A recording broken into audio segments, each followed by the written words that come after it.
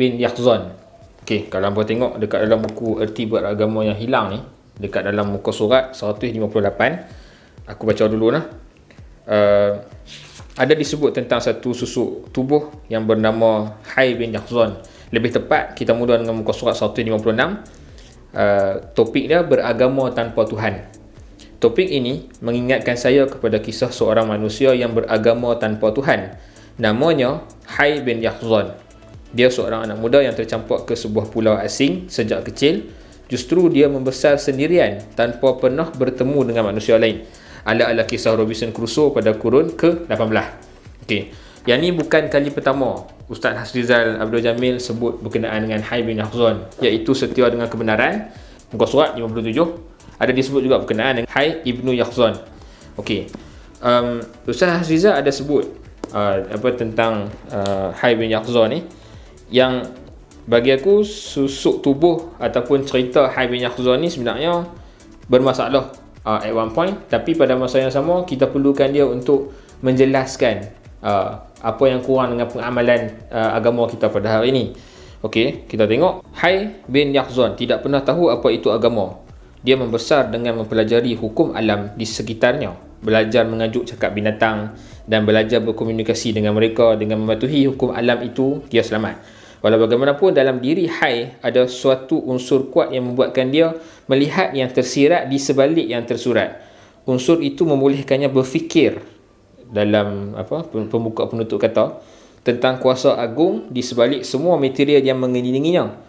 Semua material ini tidak bermakna kecuali jika dihubungkan kepada kuasa agung itu. Dia ada kisah yang panjang. Hai bin Yahzan ni dia jumpa dengan Absal dan sebagainya.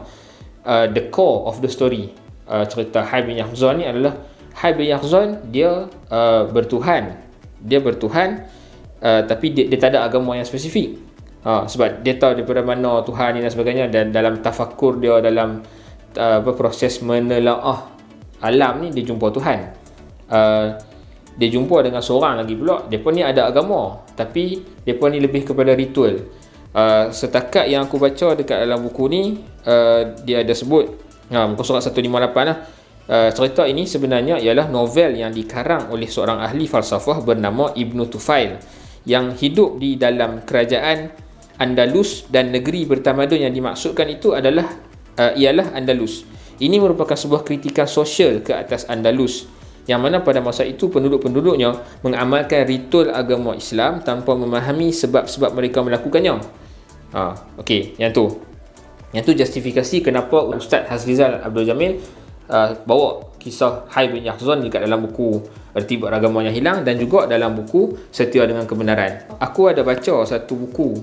Buku tu memang buku terjemahan lah, Hai bin Yahzan. Aku baca dah buku ni, Ibnu Tufail, tapi yang ni dalam bahasa Indonesia. Aku tak sure Ustaz Hasrizal Abdul Jamil baca Hai bin Yahzan dalam bahasa apa, dalam versi yang mana, ataupun mungkin kisah yang Ustaz Hasrizal baca berkenaan dengan Hai bin Yahzan ni berbeza dengan yang aku baca. Cuma aku ada masalah sikit bila Ustaz Hasrizal sebut susuk tubuh Hai bin Yahzan ni, sebab bila aku baca buku ni, buku Hai bin Yahzan ni yang terbitan Indonesia, terbitan Nabila Book. Okey, kalau tengok dalam buku ni muka surat 243, dia kata terlintas dalam benaknya bahawa zatnya ialah zat Al-Haq Ta'ala.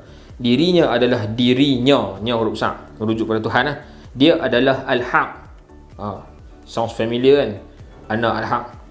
Dirinya yang pertama kali ia sangka sebagai zatnya bukanlah zatnya yang sesungguhnya. Tidak ada zat lain selain zat Al-Haq. Zat-zat lain yang dahulunya ia sangka sebagai hakikat hanyalah pancaran dari zat Al-Haq. Bila aku baca buku ni, ada part yang aku setuju, aku suka sangat, sebab dia cerita pasal Tuhan.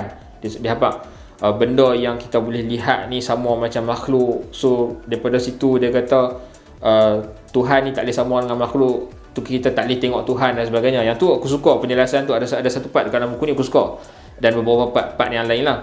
Tapi bila main dia main kepada anak Al-Haq, dia duk habaq pasal yang aku faham sebagai anak Al-Haq, tajalli dan sebagainya. Aku risau benda tu main kepada makrifat sesat ni. Dia masuk pada so-called makrifat yang macam kenal Tuhan apa-apa semua, duk kata wahdatul wujud, duk kata diri kita ni adalah Tuhan, asal daripada Tuhan dan sebagainya. Yang tu yang aku risau. Jadi aku mungkin berbeza dengan Ustaz Hasrizal Abdul Jamil. Bila menyentuh pasal Hai bin Yahzan, mungkin Ustaz Hasrizal nak ambil sisi pandang daripada kisah Hai bin Yahzan ni sebagai teguran kepada kita yang beragama ritual semata-mata. Yang tu aku setuju. Tapi kalau kita baca balik completely cerita ni, yang part pasal marifat-marifat tu semua nak kena buang.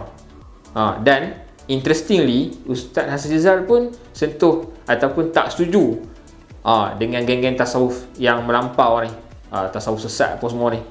So macam mungkin satu persoalan aku kepada Ustaz Hasrizal Abdul Jamil lah, macam mana cara yang terbaik untuk kita berinteraksi dengan kisah Hai bin Yahzan ni, padahal dekat dalam dia ada cerita pasal marifat sesat ni. Sorry aku guna perkataan tu. Dan pada masa yang sama ada juga bawa teguran untuk orang-orang yang mengamalkan agama daripada segi ritual semata-mata. Kiranya agama tu kontang lah.